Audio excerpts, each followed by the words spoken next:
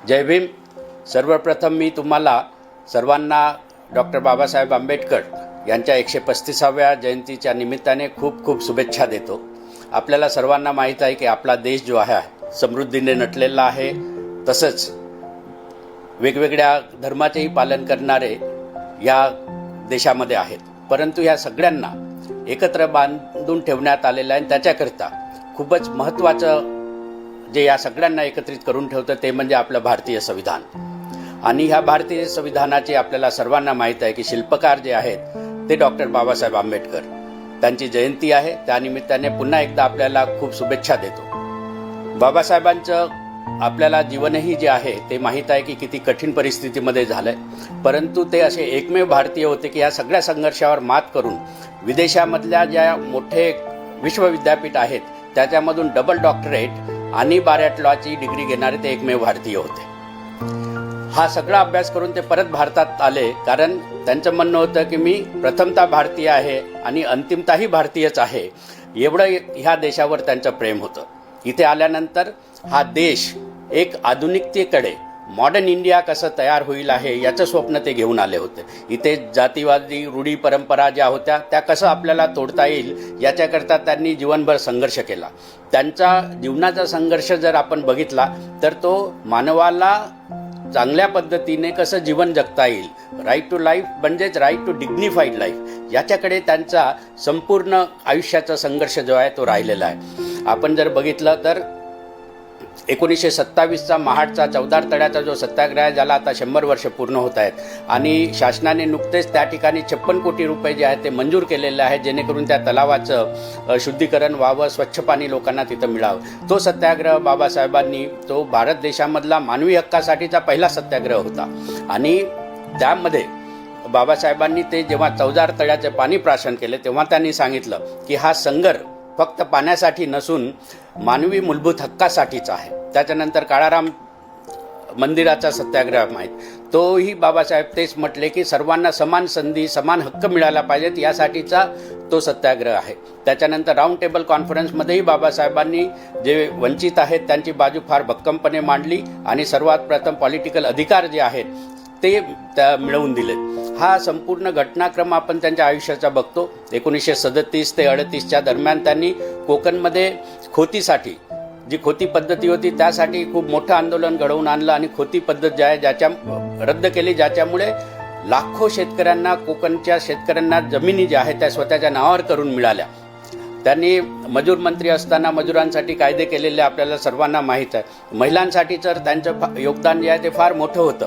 त्यांचं असं म्हणणं होतं की मी कुठल्याही समाजाची प्रगती जी आहे तिथल्या महिला कशाप्रमाणे प्रगत आहेत त्याच्यावरून मी ते अधोरेखित करू इच्छितो। आणि त्यांनी महिलांसाठी जे आहेत त्याच्या आपल्याला सर्वांना माहीत आहे की प्रसूती रजाचं त्यांच्या वेळी झालेलं आहे आणि ते इतके पुढे होते विचाराने की त्यांनी हिंदू कोड बिलमध्ये मांडताना महिलांना सुद्धा मुलगा किंवा मुलगी दत्तक घेण्याचा अधिकार असायला पाहिजे, प्रॉपर्टीमध्ये त्यांचा वाटा असायला पाहिजे, त्यांना समान वेतन आपण दिलं पाहिजे, अशा प्रकारची मांडणी जी आहे ती केलेली होती। त्यामुळे त्यांचा दृष्टिकोन जो आहे हा सगळ्यांकडे बघायचा दृष्टिकोन हा एक मानवीय दृष्टिकोन होता आणि शेवटी हे सगळं जे आहे त्यांनी भारताच्या संविधानामध्ये लिहून ठेवलेलं आहे। आणि आपण बघतो की लिबर्टी, इक्वॅलिटी आणि फ्रॅटर्निटी जे भारतीय संविधानामध्ये लिहिलं आहे ते बाबासाहेब म्हणतात की मी तथागत बुद्धापासून घेतलेलं आहे, त्यांच्या फिलॉसॉफीमधून घेतलेलं आहे। बाबासाहेबांनी त्यांच्या आयुष्यामध्ये 3 गुरूंना मानलेलं आहे, महात्मा फुले, संत कबीर आणि तथागत बुद्ध। महात्मा फुलेंचंही आपल्याला माहीत आहे की किती क्रांतिकारक विचार त्यांचे होते। 1868 त्यांनी स्वतःच्या घरी असणारा पाण्याचा हौद जो आहे हा सर्वांसाठी, अस्पृश्यांसाठी त्यांनी तो खुला केला होता। बाबासाहेबांनी चौदार तळ्यामध्ये पाणी प्राशन करून तो सर्वांसाठी खुला आहे हे दाखवून दिलं होतं आणि त्याच्यासाठी न्यायालयीन लढाई लढून 10 वर्षामध्ये 1937 त्याचा निकाल लागून चौदार तळे सर्वांसाठी आहे असा त्याचा निकाल झालेला।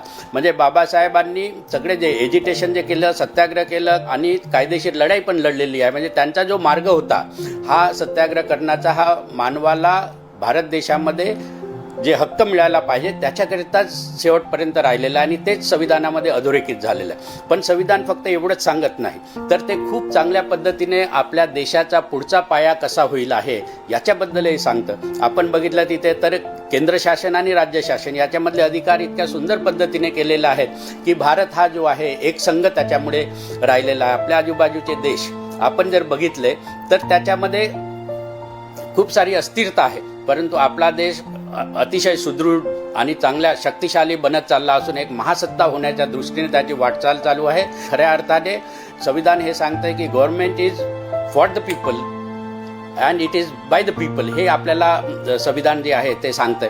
आणि हे सगळं कशासाठी करायचं होतं तर सर्वांना यामध्ये समान संधी मिळावी, सगळे जे आहेत ते एका लेवलच्या वर जावेत. कारण देशाचा सर्वांगीण विकास जर आपल्याला पाहिजे असेल आहे तर देशाचा प्रत्येक नागरिक जो आहे त्या विकासामध्ये सहभागी होणं आवश्यक आहे.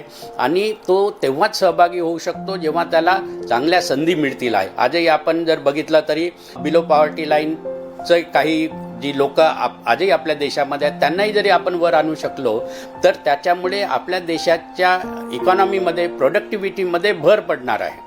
आणि त्याच्यामुळेच हे आवश्यक आहे. कारण जेव्हा आपण आता महासत्ता बनायच्या दिशेने वाटचाल करतो, ज्याचा रोडमॅप संविधानामध्ये अशा प्रकारे दिलेला आहे की आर्थिक स्वातंत्र्य आपल्याला कसं आर्थिक आपण कशा पद्धतीने स्वतःच्या पायावर उभं राहू शकतो, सामाजिकदृष्ट्याही आपण प्रगत व्हायला पाहिजे. कारण त्यांनी जेव्हा बुद्ध धम्माची दीक्षा घेतली त्यावेळेस तेव्हा त्यांनी सांगितलं की मी हा धम्म जो आहे याच्यासाठी स्वीकारत आहे कारण याच्यामध्ये समानता आहे, याच्यामध्ये करुणा आहे, याच्यामध्ये दुसऱ्यांवर प्रेम करायची ताकद याच्यामध्ये आहे, त्याच्यामुळे मी हा धम्म जो आहे तो स्वीकारित आहे, असं त्यांनी नागपूरला दीक्षाभूमी इथे 14 ऑक्टोबर 1956 आपल्या अनुयायांसोबत लाखो लोकांना ती दीक्षा धम्माची दिलेली आहे. यावरून सगळं त्यांचं जीवनचरित्र आपण जर बघितलं तर आपल्याला असं दिसतं की हा संघर्ष त्यांनी जो आहे हा भारत देशाच्या विकासासाठी केलेला आहे.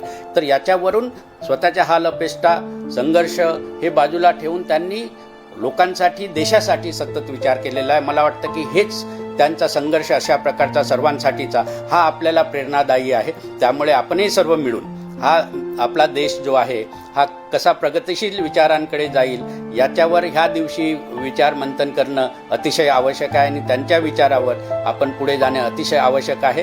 ह्या महान मानवाने ह्या देशाला कसं पुढे मॉडर्न इंडिया बनवता येईल याकडे लक्ष दिलेलं असल्यामुळे आपण त्यांना राष्ट्रनिर्माता डॉक्टर बाबासाहेब आंबेडकर म्हणतो. ह्या राष्ट्रनिर्मात्याला मी अभिवादन करतो आणि परत आपल्याला ह्या 135व्या जयंतीच्या निमित्ताने खूप खूप शुभेच्छा देतो.